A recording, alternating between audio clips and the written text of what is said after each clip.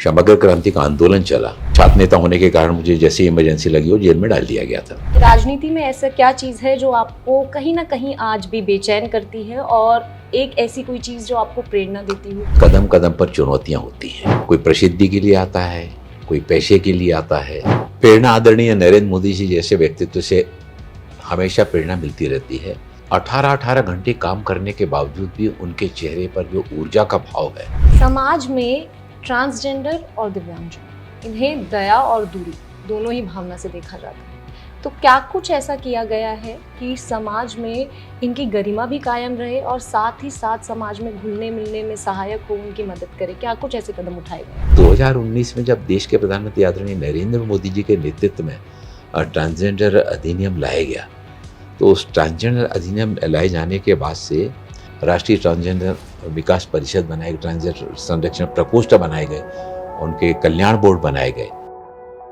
नमस्कार, पंजाब की श्री दिल्ली देख रहे हैं आप और मैं हूं आपके साथ ऋषभा। आज हमारे साथ एक ऐसी शख्सियत मौजूद हैं जिन्होंने मध्य प्रदेश के एक साधारण से परिवार से निकलकर संसद तक का सफर तय किया और अपना पूरा जीवन वंचितों, दिव्यांगजनों के लिए और साथ ही साथ सामाजिक असमानता के खिलाफ लड़ाई लड़ने में समर्पित किया है। हमारे साथ मौजूद हैं union minister of social justice and empowerment doctor Virendra Kumar. Sir, बहुत स्वागत है आपका पंजाब केसरी। जी नमस्कार। सर, आपने मध्य प्रदेश के एक छोटे से जिले से अपने सफर की शुरुआत की है और आज आप संसद तक जा पहुंचे हैं और इतने लंबे समय से आप राजनीति में हैं। तो इस सफर में क्या कुछ ऐसी परेशानियां आई जहां आपका मनोबल कमजोर हुआ या आपने खुद को टूटता हुआ महसूस किया? राजनीति एक ऐसा क्षेत्र है जिसमें कदम कदम पर चुनौतियां होती हैं। हर एक का अपना एक दृष्टिकोण होता है राजनीति में आने का। कोई प्रसिद्धि के लिए आता है, कोई पैसे के लिए आता है, कोई समाज की सेवा और देश की सेवा करने का भाव लेकर आता है। बिल्कुल। सबका अपना अपना दृष्टिकोण होता है। प्रारंभ से मैं राष्ट्रीय स्वयंसेवक संघ के स्वयंसेवक के नाते सामाजिक क्षेत्रों में कार्य करता रहा। उसके बाद अखिल भारतीय विद्यार्थी परिषद का सागर यूनिवर्सिटी में स्टूडेंट लीडर के नाते काम किया। 1975 में जब लोकनायक जयप्रकाश जी के नेतृत्व में समग्र क्रांति का आंदोलन चला, उस क्रांति आंदोलन की अगुवाई भी मैंने वहाँ पर की। फिर इमरजेंसी लगी तो फिर 19 महीने तक जेल में भी, छात्र नेता होने के कारण मुझे जैसे इमरजेंसी लगी वो जेल में डाल दिया गया था। बाहर आने के बाद अपनी पढ़ाई पूरी की, क्योंकि इमरजेंसी में मीसाबंदियों को परीक्षा नहीं देने दी गई थी। जी। हम लोगों ने वहाँ पढ़ाई की थी, हमारा एनरोलमेंट नंबर भी आ गया था और दूसरे दिन से एग्जामिनेशन होने थे, पर एक दिन पहले जिस समय उस समय आपातकाल की स्थितियाँ बनी थी कि ना अपील होता था, ना दलील होती थी, ना वकील होता था, परीक्षा देने को नहीं मिली। बाहर आकर अपनी पढ़ाई पूरी की और पढ़ाई पूरा करने के बाद राम जन्मभूमि आंदोलन के साथ में जुड़ा। फिर 1996 में लोकसभा का पहला चुनाव भारतीय जनता पार्टी के प्रत्याशी के रूप में मुझे अवसर दिया गया और 1996 से जो राजनीतिक यात्रा प्रारंभ हुई वो 2025 तक अनवरत रूप से जारी है। 4 बार सागर संसदीय क्षेत्र से मैं चुनाव लड़ा। उसके बाद डिलिमिटेशन हुआ तो पार्टी के नेताओं ने फिर हमको टीकमगढ़ से जाकर चुनाव लड़ने के लिए बोला। तो अभी 4 बार से टीकमगढ़ संसदीय क्षेत्र से प्रतिनिधित्व कर रहा हूँ। इस सारी राजनीतिक यात्रा के दौरान मैंने जैसे यात्रा अपनी प्रारंभ की थी, आज भी उसी क्रम में वैसे ही मैं अपनी यात्रा करता चला आ रहा हूँ और मेरा सोच सदैव देश के पंतप्रधान आदरणीय नरेंद्र मोदी जी से प्रेरणा लेकर के राष्ट्र प्रथम। तो राजनीति में जब पहला दिन मैंने कदम रखा था तो राष्ट्र प्रथम था। आज भी मेरे लिए राष्ट्र प्रथम है और राष्ट्र में हमारे समाज के जो शोषित, दलित, वंचित, हाशिए पर रहने वाला जो समुदाय है, ऐसे समुदाय के लोगों के लिए मदद करने का जहाँ भी अवसर मिलता है मैं सदैव उनके साथ में खड़ा रहता हूँ। जी सर, जैसा आपने बताया कि आपका जो राजनीति का सफ़र है वो आपके बचपन से माने या फिर आपके युवा अवस्था से ही शुरू हो चुका है। तो इतने लंबे सफ़र में राजनीति में ऐसा क्या चीज़ है जो आपको कहीं ना कहीं आज भी बेचैन करती है और एक ऐसी कोई चीज़ जो आपको प्रेरणा देती हो? प्रेरणा आदरणीय नरेंद्र मोदी जी जैसे व्यक्तित्व से हमेशा प्रेरणा मिलती रहती है हम्म, कि वो 18-18 घंटे काम करने के बावजूद भी उनके चेहरे पर जो ऊर्जा का भाव है वो आज के युवाओं को भी जो है ना उनको आदर्श मानने के लिए प्रेरित कर देता है, बाध्य कर देता है कि इस अवस्था में भी आदरणीय प्रधानमंत्री जी इतने ऊर्जा के साथ में हर क्षेत्र के बारे में जानकारी रखते हुए और देश की धरती से लेकर परराष्ट्र में भी जाकर, विदेशी धरती पर जाकर भी न केवल वैश्विक मंच पर भारत के नाम को आगे बढ़ाना बल्कि वसुधैव कुटुंबकम की अवधारणा को आगे बढ़ाने का काम जिस व्यापकता के साथ में उनके द्वारा किया जा रहा है, ये सदैव मुझे प्रेरणा का काम करता है। वहीं पर जो है आज राजनीति में कई बार मन इसलिए जो है ना बेचैन होने लगता है कि लोग जिस तरह से राजनीति में आज आत्म केंद्रित होते जा रहे हैं, वो अपने आप का विकास मानकर ये मानते हैं कि समाज का विकास हो गया। ऐसे लोगों की बहुत बड़ी बहुतायत राजनीति में आज देखने को मिलती है। वो पंचायत से लेके पार्लियामेंट तक के मैंने देखा कि आज जो जनप्रतिनिधि बन रहे हैं उनमें स्व का भाव ज़्यादा बढ़ रहा है, बजाय समाज के विकास के बाद के स्थान पर स्व का विकास, उनका विकास हो गया तो वो ये मानते हैं कि समाज का विकास हो गया। यह चीज़ जो है ना बहुत बेचैन करती है कि जिस समाज ने आपको अपना दायित्व आपको दिया है, अपनी कठिनाइयों के निराकरण के लिए जिम्मेवारी आपको सौंपी है, क्षेत्र के विकास के लिए, प्रदेश के विकास के लिए, देश के विकास की जिम्मेवारी आपको सौंपी है, आप उस मार्ग से भटक करके अपने आप में जो सिमट जाते हैं, ये चीज़ हमेशा जो है ना मुझे व्यथित करती है। और मेरी अपनी जीवन शैली का जहाँ तक सवाल है तो पहले दिन मैंने जैसे प्रारंभ किया था, आज भी मैं उसी मार्ग पर चल रहा हूँ। सिद्धांतों से समझौता मैंने कभी नहीं किया। मैं राजनीति से परे हटने में भले ही मैं मुझे 1 सेकंड का समय नहीं लगेगा। जिस दिन मेरा मन बहुत व्यथित हो जाएगा तो मुझे राजनीति से परे हटने में समय नहीं लगेगा। लेकिन राजनीति में लोगों का ये जब हम भाव देखते हैं तो हम ये भाव से हमको बहुत दुख होता है। जी, जैसा आपने बताया कि राजनीति में कुछ ऐसे लोग होते हैं जो अपना भला पहले सोचते हैं और जो जन समाज है उसको बाद में रखते हैं। तो ऐसे में आपके मंत्रालय में ऐसी कोई घटना ना घटे। और आप अक्सर हम सुनते आए हैं, आप अंत्योदया जो है उस एक टर्म का बहुत इस्तेमाल करते आए हैं कि जो मदद है वो लाइन में खड़े आखिरी इंसान तक पहुँचे। तो उसके लिए कैसे आप ध्यान रखते हैं इन चीज़ों का कि ऐसा कुछ आपके मंत्रालय में ना हो? आपने बहुत सही बात कही। पंडित दीनदयाल उपाध्याय जी ने अंत्योदय की अवधारणा को आगे बढ़ाया था और उसको सही मायने में जमीनी धरातल पर उतारने में देश के प्रधानमंत्री आदरणीय नरेंद्र मोदी जी के द्वारा 2014 से जो प्रयास किए गए, सामाजिक न्याय अधिकारिता मंत्रालय, समाज के ऐसे जो लाभ वंचित समुदाय हैं उस लाभ वंचित समुदाय को, बात चाहे हमारे लाभ वंचित समुदाय की उनके आर्थिक सशक्तिकरण की बात हो, शैक्षिक सशक्तिकरण की बात हो, सामाजिक सशक्तिकरण की बात हो, मंत्रालय की योजनाओं के माध्यम से के साथ ही साथ उस वर्ग के लोगों के अंदर आत्मविश्वास का भाव जागृत कर रहा। क्योंकि केवल अकेली योजनाओं अकेले से नहीं, उन योजनाओं में जब तक समाज की भागीदारी नहीं जोड़ेगी, सामाजिक संस्थाओं की भागीदारी नहीं जोड़ेगी, समाज के ऐसे जो प्रभावशाली लोग हैं अलग अलग क्षेत्रों के, उन सब की भागीदारी जब तक नहीं जोड़ी जाएगी तब तक सही मायने में विकास अधूरा होता है। हम चाहे हम नशा मुक्त भारत अभियान की बात ले लें, अब नशा मुक्त भारत अभियान समाज के सामने इतनी बड़ी चुनौती है। उस चुनौती को हम अगर ये सोचें कि सामाजिक न्याय अधिकारिता मंत्रालय इस क्षेत्र में अवेयरनेस का और ट्रीटमेंट को लेकर जो है ना काम कर रहा है, तो केवल सामाजिक न्याय अधिकारिता मंत्रालय से नशा मुक्त भारत अभियान की सफलता नहीं हो सकती है। इसमें समाज की भागीदारी आवश्यक है, उसमें शिक्षा विभाग की भी आवश्यकता है, उसमें स्वास्थ्य विभाग की भी भागीदारी आवश्यक है, उसमें जो सामाजिक संस्थाएं हैं उन सामाजिक संस्थाओं की भी भागीदारी उसमें बहुत आवश्यक है।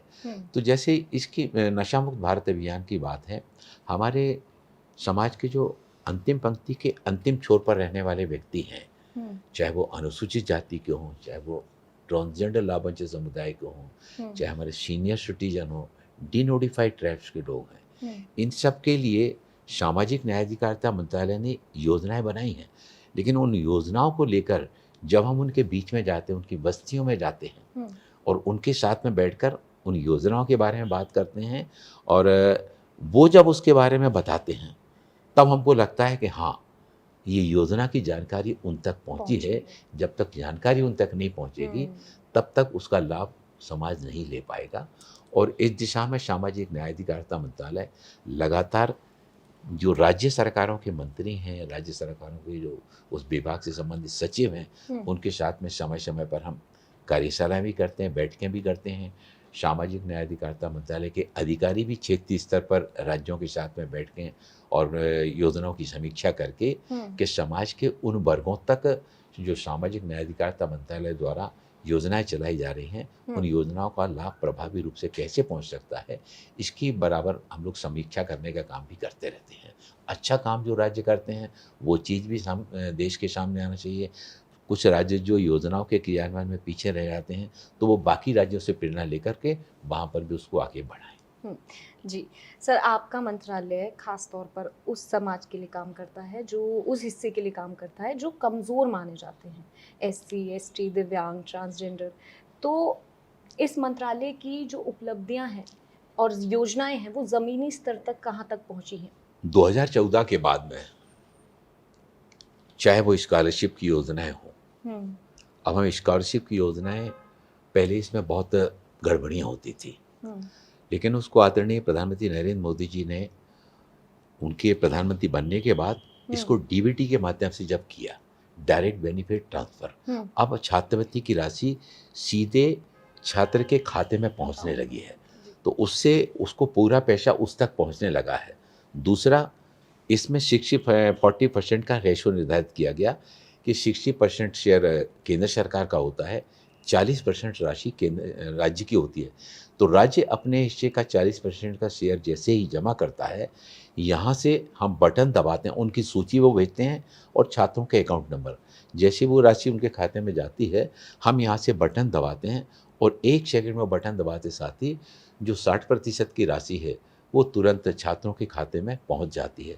तो जहाँ योजना का सरलीकरण किया छात्रों तक पहुँचने में, अब ये चाहे वो मैट्रिक पूर्व छात्रवृत्ति हो, फेलोशिप की बात हो, नेशनल ओवरसीज स्कॉलरशिप की बात हो, आज इन सारी स्कॉलरशिप स्कीम के बारे में छात्रों के अंदर अवेयरनेस भी आ रही है और बड़ी संख्या में लाभ लेने के लिए भी आ रहे हैं। 2014 पे की संख्या अगर हम देखें और 2025 की संख्या आज हम देखें, तो इसकी संख्या में बहुत बड़ी व्यापक मात्रा में बढ़ोतरी हुई है, छात्रों की संख्या में भी, और उनको दी जाने वाली छात्रवृत्ति की राशि में भी, उसमें भी बहुत बड़ी मात्रा में बदलाव हुआ है और अब वो सीधी डीबीटी के माध्यम से उनके खातों में पहुंच रही है। हमारे यहाँ के नेशनल ओवरसीज स्कॉलरशिप के बारे में पहले ज़्यादा जानकारी नहीं होती थी, तो कुछ राज्यों तक इस योजना के छात्र लाभ ले पाते थे, जो अनुसूचित जाति के छात्रों को नेशनल ओवरसीज स्कॉलरशिप के माध्यम से विदेश में अपनी पढ़ाई करने के लिए, पीएचडी करने के लिए, रिसर्च करने के लिए, लेकिन उसको फिर हमने जब राज्यों के साथ में बात करके प्रचार प्रसार किया, तो आज देश के बड़ी मात्रा में अनेक राज्यों के हमारे एससी के विद्यार्थी इस योजना का लाभ लेकर विदेश जाकर अपनी पढ़ाई और अपनी पीएचडी का काम, एमफिल का काम, वो काम कर पा रहे हैं। साथ ही साथ अनुसूचित जाति और पिछड़ा वर्ग के विद्यार्थियों के साथ ही साथ इस क्षेत्र के व्यक्तियों को उद्यमता के क्षेत्र में आगे बढ़ाने के लिए जो वेंचर कैपिटल फंड की शुरुआत की गई, तो वेंचर कैपिटल फंड की शुरुआत होने के बाद हमारे एससी के बहुत सारे व्यक्ति और ओबीसी के व्यक्ति इस योजना का लाभ लेकर आज उद्यमता के क्षेत्र में आगे आ रहे हैं और अपना काम प्रारंभ करके दूसरे लोगों को रोजगार के अवसर उपलब्ध करा पा रहे हैं। इसी तरह से फिर हमारे जो स्किल ट्रेनिंग है, स्किल ट्रेनिंग के क्षेत्र में भी, और स्किल ट्रेनिंग लेने के बाद चाहे वो अनुसूचित जाति का व्यक्ति हो चाहे ओबीसी का, तो हमारा जो अनुसूचित जाति वित्त विकास निगम है, पिछड़ा वर्ग वित्त विकास निगम है, सफाई कर्मचारी वित्त विकास निगम है, स्किल ट्रेनिंग के बाद इनसे कम ब्याज की दर पर लोन उपलब्ध करा के उनको स्वाभिमान के साथ में वो अपना काम प्रारंभ कर सकें, उसके लिए वित्त विकास निगम से राशि भी उपलब्ध कराई जाती है कम ब्याज की दर पर। जी सर, समय समय पे एक विषय है वो उठता है वो है मैनुअल क्लेंजिंग। क्या ये प्रथा अभी भी चल रही है? और अगर नहीं चल रही है तो इसके लिए क्या कुछ मशीनीकरण जो हैं वो लेकर के आई है सरकार? मैनुअल स्कैनिंग पर पूरी तरह से रोक लगा दी गई है। हुँ, और इस संबंध में जो सर्वे हुआ था उसमें लगभग 58,000 जो हुँ, इस तरह से मैनुअल स्कैनिंग में लगे हुए व्यक्ति चिन्हित किए गए थे, जिनको एक मुश्त 40,000 रुपये की राशि दे करके उनको वो उस क्षेत्र से अब नहीं बचे हैं मैनुअल स्कैनिंग के क्षेत्र में। हुँ, और हमने एक मोबाइल एप्लीकेशन लॉन्च की है कि देश के किसी हिस्से में अगर कोई मैनुअल स्कैनिंग व्यक्ति करता हुआ पाया जाता है हुँ, तो उसका फ़ोटो खींचकर वो हमको अपलोड करें, उसका हम जांच कराते हैं। और इस संबंध में अभी तक जितनी शिकायतें प्राप्त हुई हैं उनके बारे में जानकारी प्राप्त करने के बाद हुँ, जांच जब हुई है तो वो असत्य पाई गई हैं। नमस्ते योजना हुँ, मैनुअल स्कैनिंग के क्षेत्र में लगे हुए कामों को उस क्षेत्र से में सीवर टैंक और सेप्टिक टैंक की सफाई के काम में जो व्यक्ति लगे हुए हैं हुँ, उनका प्रोफाइलिंग का काम किया जा रहा है और उनको वो सुरक्षित तरीके से इस काम को करें। हुँ, उनके लिए सुरक्षा उपकरण पीपी किट उपलब्ध कराए जा रहे हैं। हुँ, उनके प्रशिक्षण के प्रोग्राम ऑर्गेनाइज किए जाते हैं हुँ, जिसमें कंसर्न जो नगर निगम होती है, नगर पंचायत होती है, नगर पालिका होती है, हुँ, उनके इंजीनियर, उनके ठेकेदार और स्वच्छता कर्मी, उनको प्रशिक्षण दिया जाता है ताकि वो सुरक्षा उपकरणों के साथ में उस काम करने के लिए उतने गैस मापक यंत्र मीटर पेरोमीटर लेकर वो वहाँ जाएं हुँ, ताकि जो घटनाएं अक्सर सुनने को मिलती हैं जी, ऐसी घटनाओं को रोका जा सके और पंजीकृत लोग ही इस काम को क्रम करें, अनाधिकृत रूप से कोई काम न करे। तो नगर पालिकाओं नगर निगमों में इस काम में लगे हुए व्यक्तियों का पंजीयन किया जाए, उनका प्रशिक्षण भी हो जाए। इसके लिए जहाँ सुरक्षा उपकरणों पीपी किटों का वितरण किया जा रहा है, हुँ, शहरी आवासन मंत्रालय और सामाजिक न्याय अधिकारिता मंत्रालय दोनों इस काम को करते हैं। राष्ट्रीय सफाई कर्मचारी वित्त एवं विकास निगम से उनको राष्ट्रीय मशीनीकृत सफाई योजना के साथ में जुड़ करके वो मशीनीकृत वाहन खरीद सकें, उसके लिए सब्सिडी की राशि भी उपलब्ध कराई जाती है। और 15 लाख रुपए की राशि पर लगभग 5 लाख रुपए की सब्सिडी भी प्रदान की जाती है, जिससे कि वो अपना काम प्रारंभ कर सकें। और मैनुअल स्कैनिंग के क्षेत्र में लगे हुए जो व्यक्ति हैं, उनके परिवार, आश्रित परिवार के जो सदस्य हैं, उनको दूसरे और वैकल्पिक रोजगारों के साथ में जोड़े जाने के लिए हुँ, स्किल ट्रेनिंग के प्रोग्राम के साथ में उनको जोड़ा जा रहा है ताकि स्किल ट्रेनिंग लेने के बाद वो अपना काम प्रारंभ कर सकें।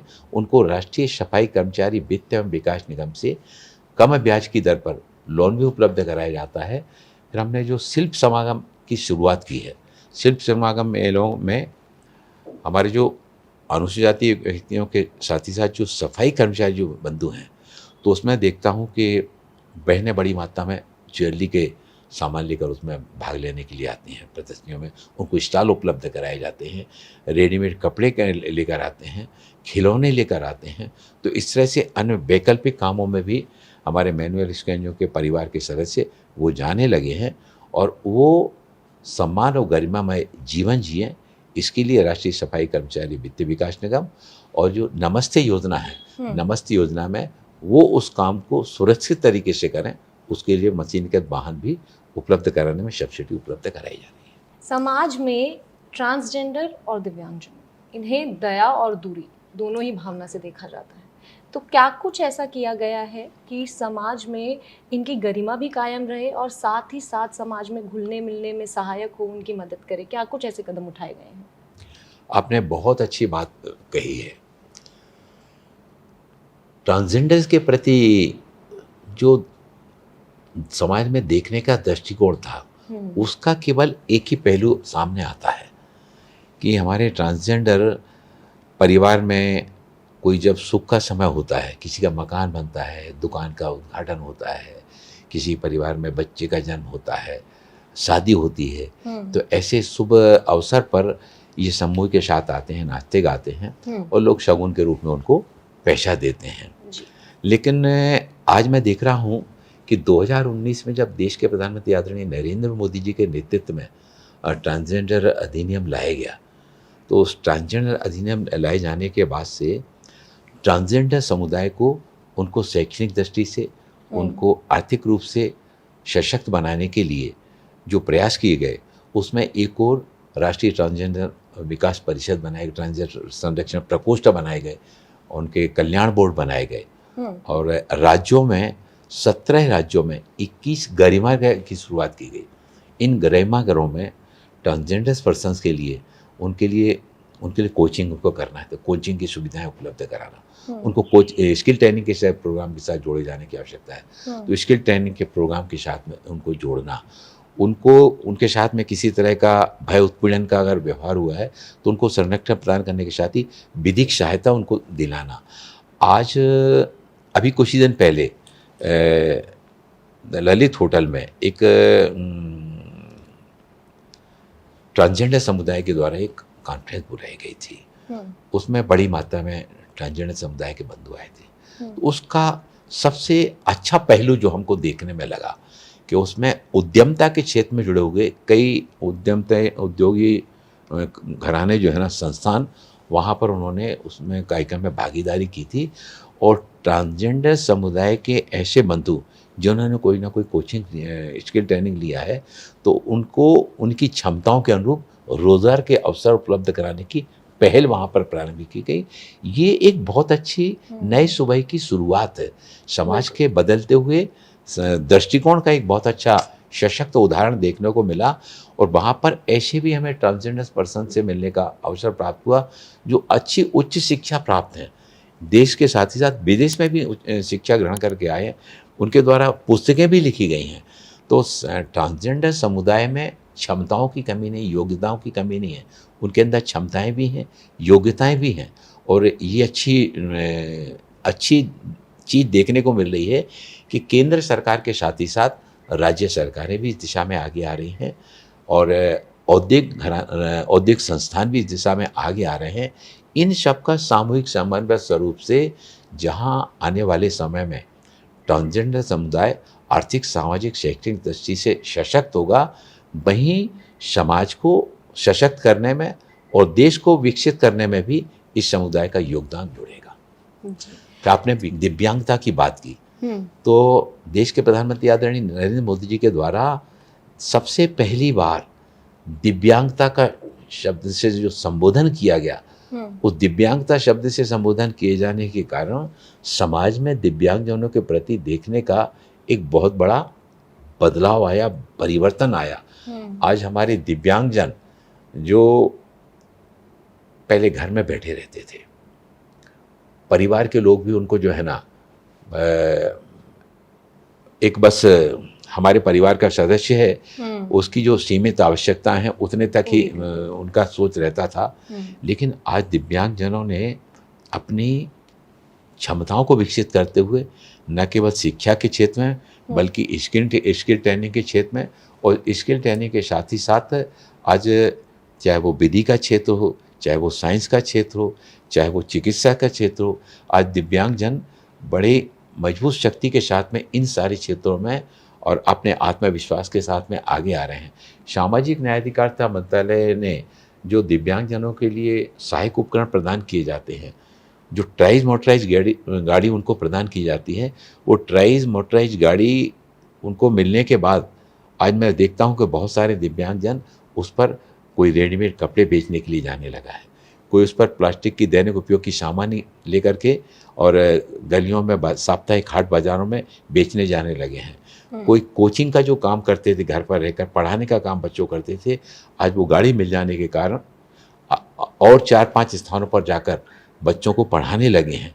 तो वो आर्थिक रूप से स्वयं तो सशक्त हुए, परिवार को भी जो है ना आर्थिक रूप से सशक्त करने में और एक महत्वपूर्ण ताकत बनकर उभर के आए हैं और आज वो परिवार के सबसे महत्वपूर्ण व्यक्ति माने जाने लगे हैं।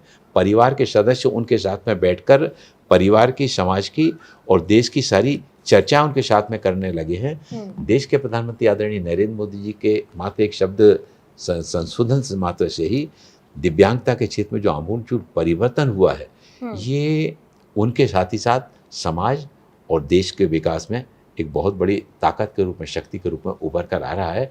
सामाजिक न्याय अधिकारिता मंत्रालय भी दिव्यांगजनों के सशक्तिकरण के लिए, चाहे वो शिक्षा क्षेत्र की बात हो, चाहे स्किल ट्रेनिंग की बात हो, चाहे दिव्यांगजनों के द्वारा निर्मित वस्तुओं को विक्रय करने के लिए दिव्य कला मेलों की बात हो। दिव्य कला मेले देश भर के विभिन्न अंचलों में आयोजित किए गए, जिसमें दिव्यांगजनों के द्वारा बनाई जाने वाली वस्तुओं के विक्रय के लिए उनको हम आने जाने की सुविधा उपलब्ध कराते हैं। उस मेले में आने के लिए उनको स्टॉल उपलब्ध कराते हैं, उनके रहने की सुविधा उपलब्ध कराते हैं। इससे दिव्यांगजनों में एक इतना हर्ष उल्लास का वातावरण निर्मित हुआ है।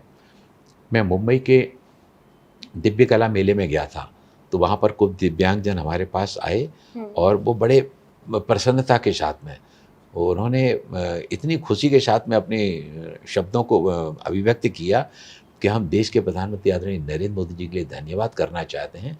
वो हमारे लिए भगवान बनकर आए हैं। हम पहले अपने गांव में रह करके हम कोई छोटा मोटा सामान बनाते थे, लेकिन हमको समझ में नहीं आता था हमने ये बनाया है, हम इसको बना करके क्या करेंगे। लेकिन सामाजिक न्याय अधिकारिता मंत्रालय के द्वारा यह जो दिव्य कला मेलों की शुरुआत की गई, आज हमारे बने हुए सामान हम इससे देश भर में बेच पा रहे हैं। और ई कॉमर्स के कारण जोड़े जाने से अब उड़ीसा का व्यक्ति पंजाब में अपना सामान बेच पा रहा है, जम्मू कश्मीर का व्यक्ति केरल में अपना सामान बेच पा रहा है। और दिव्य कला मेलों के माध्यम से उनके सामानों को न केवल राष्ट्रीय स्तर पर पहचान मिल रही है, बल्कि वहाँ पर उनको बहुत सारे ऑर्डर मिल जाते हैं। तो महीनों फिर उन ऑर्डर को पूरा करने में आर्थिक रूप से वो तो काम करते नहीं हैं, परिवार भी उनकी मदद करता है। और परिवार को ये लगता है कि हमारे परिवार का सदस्य बहुत महत्वपूर्ण जगह पर आज पहुंच गया है।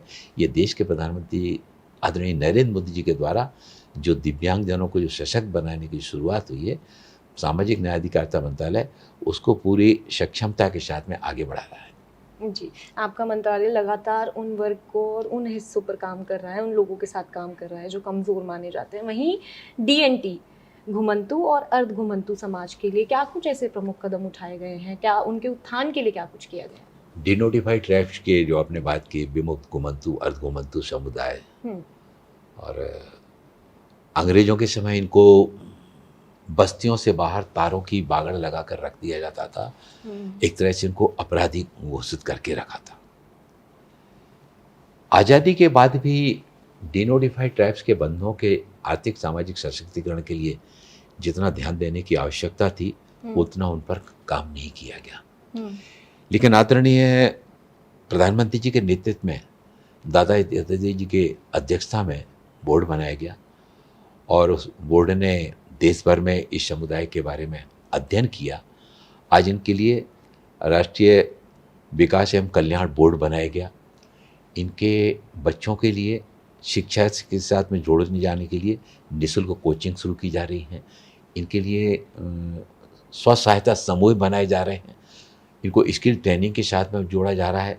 लगभग 5,500 स्व सहायता समूह बनाने का लक्ष्य रखा गया और अभी तक लगभग 3,500 स्व सहायता समूह डिनोटिफाइड ट्राइब्स के बीच में बनाए जा चुके हैं।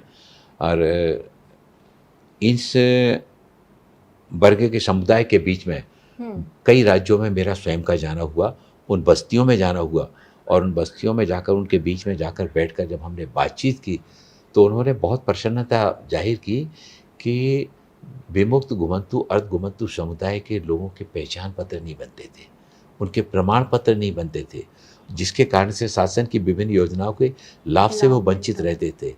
लोहगढ़िया, बंजारे, बागड़ समुदाय के लोग, सपेरे, ये सारे लोग जो है ना, ये एक स्थान पर नहीं रहते थे, तो इनका मतदाता परिचय पत्र नहीं बनता था, इनका राशन कार्ड नहीं बनता था, जिसके कारण से इनको प्रधानमंत्री आवास योजना का लाभ नहीं मिलता था।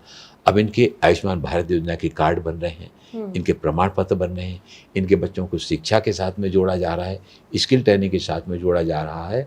और जो हमारा जो विकास एवं कल्याण बोर्ड बना है, उसके सदस्य इनकी बस्तियों में जा कर के उनको इन सारी योजनाओं के बारे में जानकारी दे करके ये कैसे उनको सशक्त किया जा सकता है।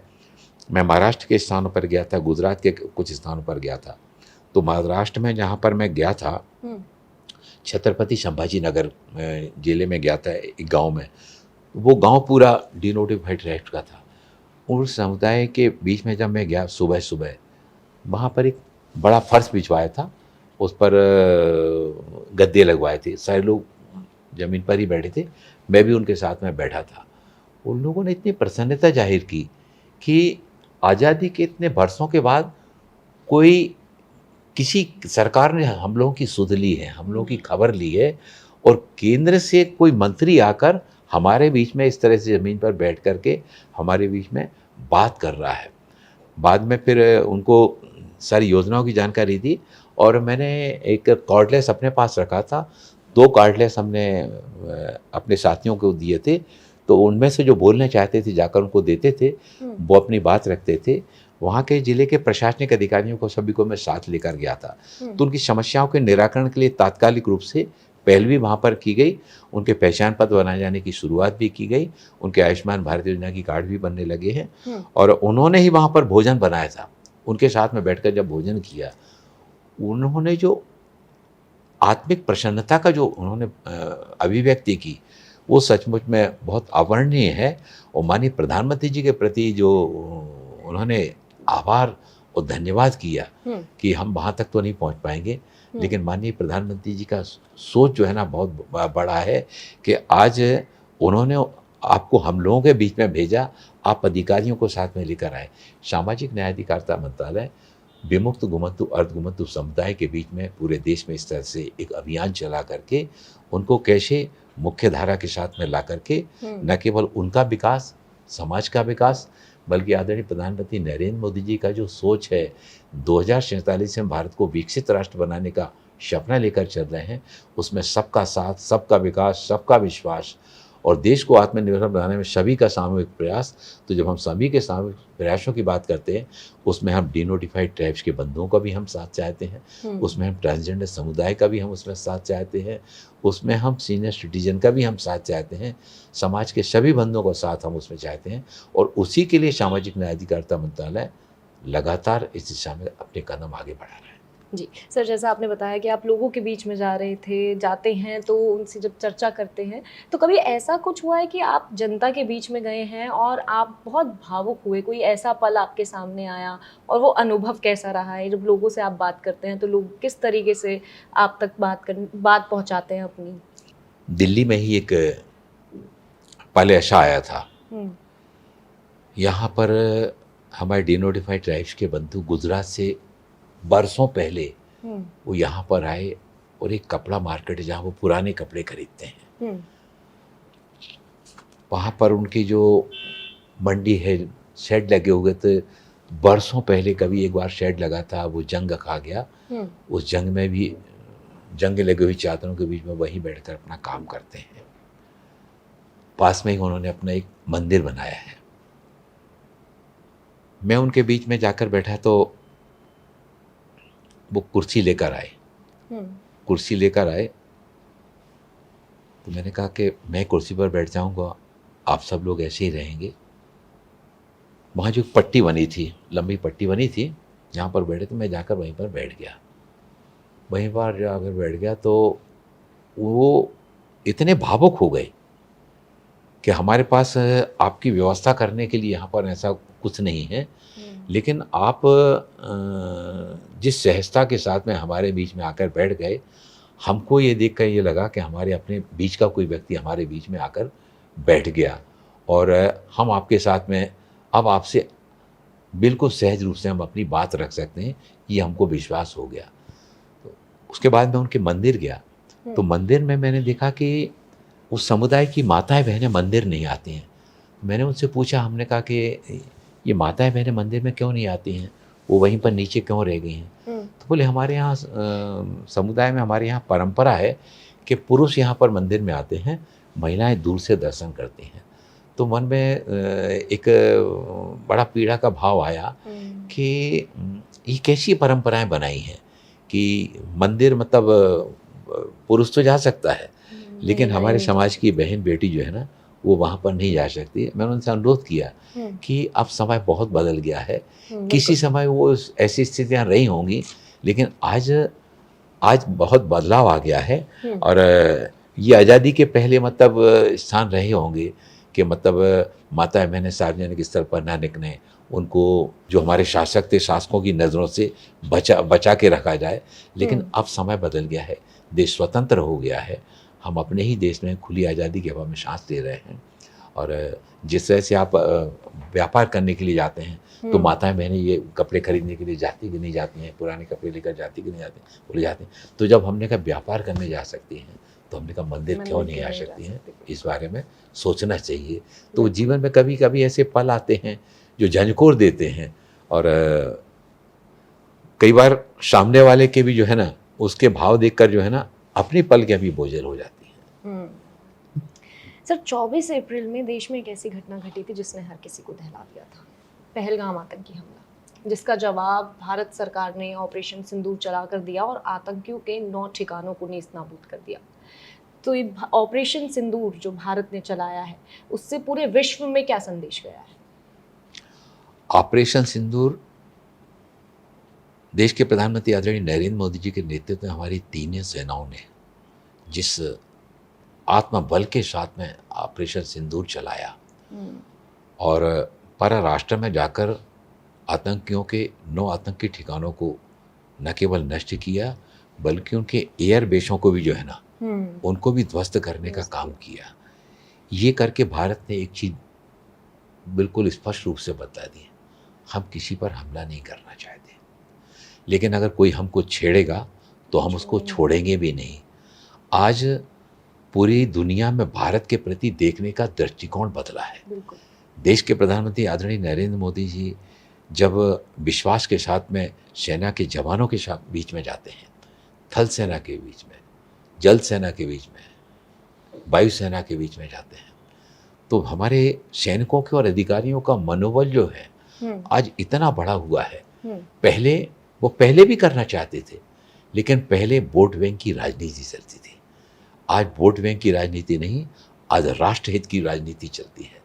और जब राष्ट्रहित की राजनीति को प्राथमिकता दी जाती है, हमारे देश में जिस तरह से पहलगांव की घटना के बाद में, और उसका बदले लेने के लिए जब सेनाओं को मुक्त हिस्से से जब उनको छूट प्रदान की गई, और हमारी सेनाओं ने जाकर जिस तरह से परराष्ट्र में जाकर आतंकी ठिकानों को नष्ट करके इस बात को बता दिया कि हमारी सेना आत्मबल से मजबूत है, और आत्मबल से मजबूत होने के साथ ही साथ अब हम सामरिक दृष्टि से भी हम केवल विदेशों के ऊपर निर्भर नहीं हैं।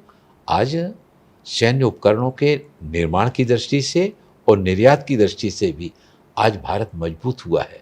हम पहले केवल सुरक्षा उपकरणों को विदेशों से आयात किया करते थे, लेकिन आज हमने बहुत सारे सुरक्षा उपकरणों को निर्माण में अग्रणी दिशा में, उस दिशा में हमने कदम आगे बढ़ाए हैं, और आज भारत काफ़ी मजबूत हुआ है, जिसके परिणाम स्वरूप ऑपरेशन सिंदूर जैसे अब उसको हमने परिणाम दिया है। और ऑपरेशन सिंदूर अभी खत्म नहीं हुआ है, ऑपरेशन सिंदूर अभी जारी है।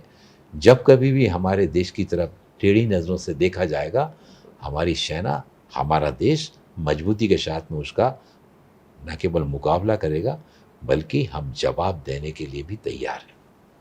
जी, बहुत बहुत शुक्रिया सर, तमाम चर्चा के लिए और अपना समय देने के लिए बहुत बहुत शुक्रिया। जी, बहुत बहुत धन्यवाद। तो ये थे हमारे साथ honourable union minister social justice और एम्पावरमेंट के डॉक्टर वीरेंद्र कुमार, जिनसे हमने तमाम चर्चा की है, और साथ ही साथ ये भी जाना है कि उनके लिए देश की प्राथमिकताएं क्या हैं और क्या कुछ योजनाएं समाज में बदलाव के लिए लाई जा रही हैं।